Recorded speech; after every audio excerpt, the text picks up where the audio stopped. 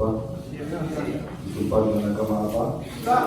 Selanjutnya saya perlu peringatkan bahwa yang akan saudara ucapkan ini adalah mengandung tanggung jawab memelihara dan menyelamatkan Pancasila dan Undang-Undang Dasar 1945 serta tanggung jawab terhadap kesejahteraan rakyat.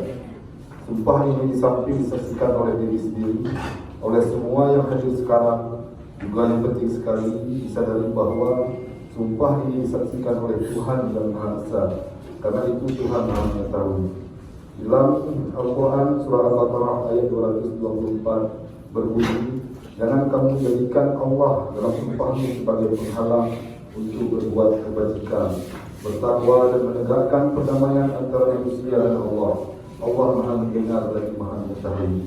Oleh karena itu, memang manusia hanya dapat mengetahui dari kata-kata dan perbuatan seseorang, tapi Allah mengetahui kedua-duanya, apa yang diucapkan dan apa yang tersimpan dalam hati saudara, dan kepada Allah itulah akhirnya pertanggungjawaban yang akan saudara berikan. Selanjutnya ikuti kata-kata saya. Bismillahirrahmanirrahim. Bismillahirrahmanirrahim.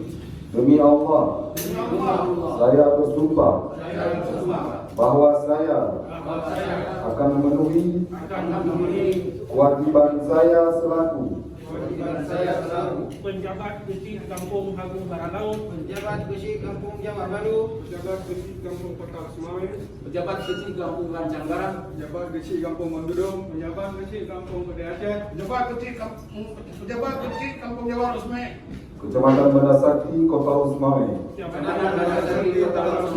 dengan sebaik-baiknya, sejujur-jujurnya, dan seadil-adilnya, bahwa saya akan selalu taat dalam mengamalkan dan mempertahankan syariat Islam dan Pancasila sebagai dasar negara, bahwa saya akan menegakkan kehidupan demokrasi dan undang-undang Dasar Republik Indonesia tahun 1945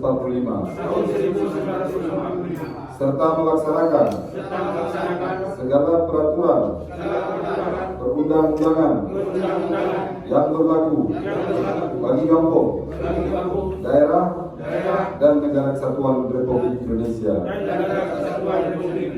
Amin ya rabbal alamin.